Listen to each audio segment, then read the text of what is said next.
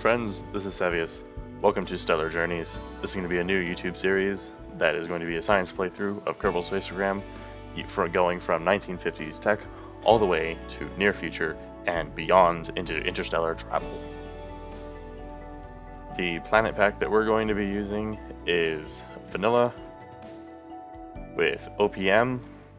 As we can see here, we've got Sarnus and Urlum and Nidion, and we're going to go even further out with GU to eventually, towards the end of the series, include Nova Kerbani, Epsilon Kirlani, and Serturi. So to start off the series, I thought I would go ahead and show you guys me building this sounding rocket. For the parts, I'm using Bluedog Design Bureau, and this sounding rocket's intention is, of course, to send a small probe into orbits. I'll say orbits. It's questionable on whether or not they're stable, but regardless, it gets something with scientific instruments into space. It's going to be a two-stage rocket with a kick motor attached to the payload. And you can see here, hoping I would have some kind of scientific instrument, but looks like for starting out, the only kind of instrument that we're going to have is going to be a Geiger counter. And so there we've put the alpha engine on there, and then making sure the staging is correct, of course, and then finally we're going to place the interstage node before we place the main lifter stage. And I was a little bit confused with the Easton's coupler, but I actually did find out that it's actually a structural adapter with an adapter interstage that actually connects, so I'm glad I got that figured out. There we've attached the lifter engine there, just a basic, really one of the weakest lifter engines in Bluedog Design Bureau, and then I went ahead and attached some control fins, and then I went on to make the procedural launch pad, which thankfully for these small things is relatively simple.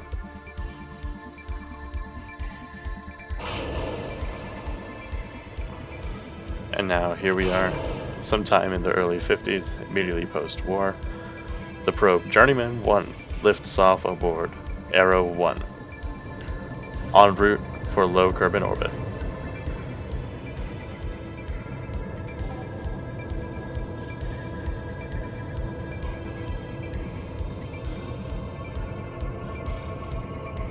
I kind of wish that in early tech, KSP allowed you to have some, at least some kind of automated control with launching the probes, because manually launching these things and rockets in the future can be a bit tricky and sometimes a little bit finicky, just because there's a limited range of parts available.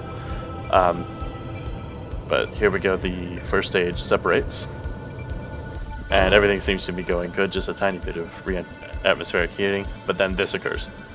I'm just going to chalk it up to guidance malfunctions, or whatever. But aerodynamic forces pretty much just put the rocket into a tailspin. But yes, it is a mission critical failure, however, we did get scientific data from the probe itself, so I wouldn't say it's a total loss anyways.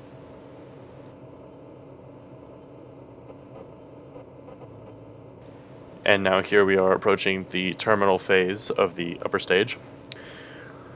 We are using the monopropellant, and there goes the fairing deployed, and the probe deployed. Now when I launched that, I did not quite realize that we were so shallow in the atmosphere. Regardless, the Geiger counter on board the probe still works, so yeah. But since it was so low, the probe did in fact burn up in the atmosphere. Big sad, but oh well. And so, following a few months after Arrow 1 launch, comes Arrow 2 with Journeyman 2, also on a similar trajectory, just on a steeper ascent. With all systems reporting go and flight path appearing optimal, it appears that Arrow 2 will be a resounding success.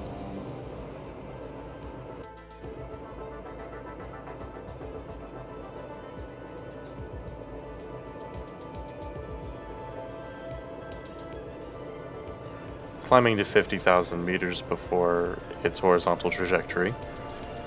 The calculated orbit of Journeyman 2 will be much higher than expected, which is excellent for our scientific data.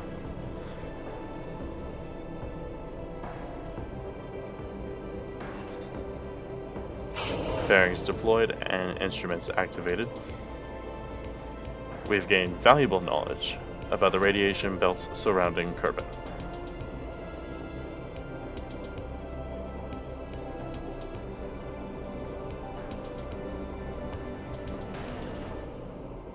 And with the main sustainer stage, main engine terminal cutoff, the payload is separated. Kick motor cutoff, and Journeyman 2 is on its way to aprolapse. And finally, after just under half an hour's flight time, Journeyman 2 has made it to far Kerbin orbit. And now with the valuable data that was gained from Arrows 1 and 2, we are able to get ourselves the basic rocketry tech node, as well as engineering 101 tech node. By the end of 1951, the United Weather Bureau decided to launch a weather satellite aboard the final Arrow 1 launch vehicle.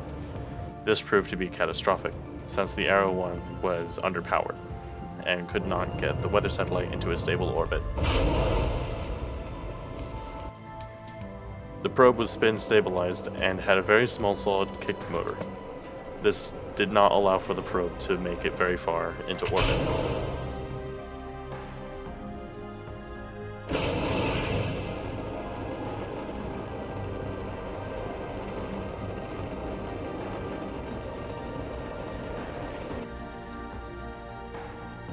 Not willing to take failure as an option, the Kerbin Space Committee decided to design the Arrow 2 launch vehicle, featuring the latest RL-75 engine and a much more higher capacity sustainer stage.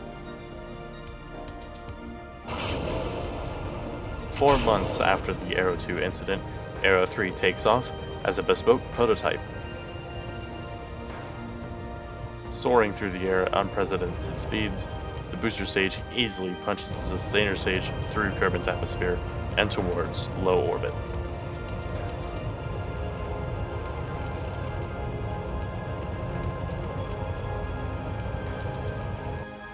Main engine cutoff and stage separation with Yolage motors activated. There's a slight problem with fairings, but it's not major.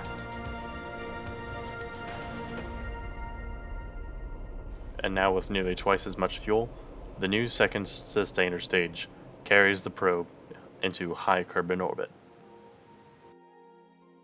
Cutoff of the sustainer stage, and the satellite is now drifting towards aprolapse. Once there, the engine ignites for another time, parking the probe into high Kerbin orbit. Along its flight path, the probe has been sending valuable transmissions about its telemetry back to Kerbin.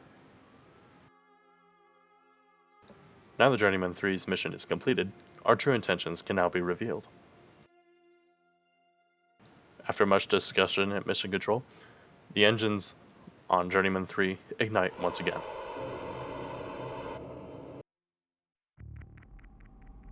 The true mission of Journeyman 3?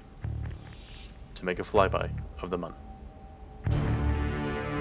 You see, the Arrow 2 launch vehicle was vastly over-engineered for simply low Kerbin orbit missions, so we decided not only to get far lunar telemetry data, but close flyby as well.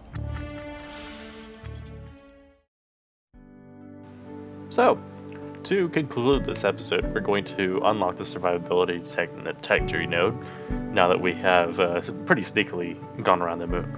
So, I hope to see you all in the next episode. Feel free to like and subscribe, and let me know your thoughts below down in the comments. Thank you so much for watching. This is Savas, signing off.